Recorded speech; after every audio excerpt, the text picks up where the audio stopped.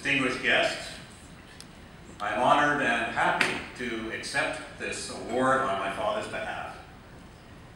He wrote this speech and asked me to present it to you, and so, with great pleasure, I thought it would be fitting to deliver my address in blank verse, and so began. O hail, O masters of the Medical Hall of Fame, before whom I shall be hung, at least in name. I, or my avatar, humbly stand before you to be honored for things that I was thought to do to reduce the frequency of death and disease to few. But how, you ask, did my mysterious fate get me to this elevated state? At this point, Dad found the task of iambic pentameter a little too rigorous and reverted to prose.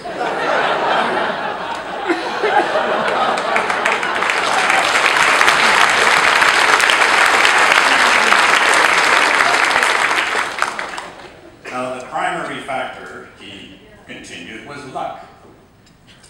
I was lucky to have 2 lectures in 1937 in genetics by Muriel Roscoe in Biology 1 at Acadia that got me hooked on genetics and sent me to McGill for a PhD. I worked on mice, but I wanted to work on people, so I was lucky that after 3 years in the Air Force, Veterans Affairs financed my return to medical school at McGill. I was lucky to appear on the scene just when human genetics was budding. Genetic counseling had not yet been invented. There was no one to follow, so I was able to play a major role in developing the principles of genetic counseling. I was lucky that Alton Goldblum and Alan Ross at what was then the Children's Memorial Hospital in Montreal saw how genetics could fit into the pediatric picture and let me fulfill my internship requirements by starting a division of human genetics in the Department of Pediatrics. Luck also played a large part in my second career, teratology. Ted Ingalls, a Boston pediatrician, had postulated that Down syndrome was caused by maternal hypoxia. This was before chromosome 21 was discovered, but even then was ridiculous.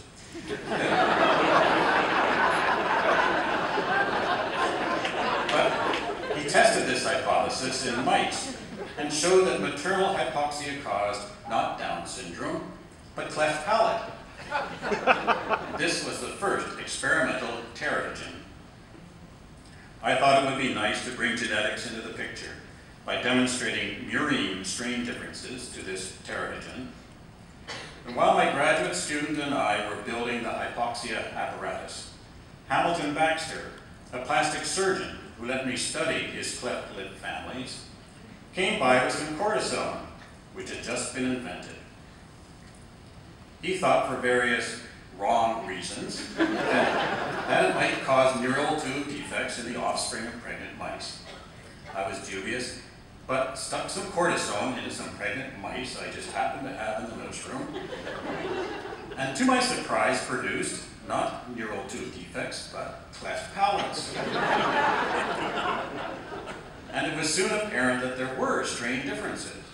So this was the beginning of teratogenetics.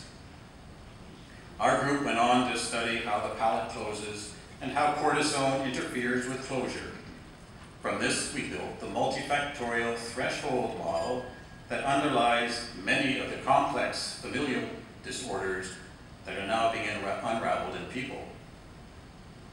I was also lucky in being able to attract good graduate students, many of whom pursued their own research careers in various parts of the world. Many of these chose to work on mice, thinking that without an MD, they would not be able to study people. I thought this was wrong and persuaded several of them to work on people. Some brought their own skills to the field. They included one who did some land-breaking work on the psychodynamics of genetic counseling. Another defined syndromes using numerical taxonomy, whom she had to make where she had to make her own way, as it was beyond my comprehension. But I was lucky enough to be able to persuade her to marry me. Without her wisdom and support, I would not be here, even in absentia, today. And to end with more blank verse. Farewell, O masters of the Medical Hall of Fame. Farewell as well to each and every dame. 'Tis I who says sincerely thanks a lot to those who brought me here, or not.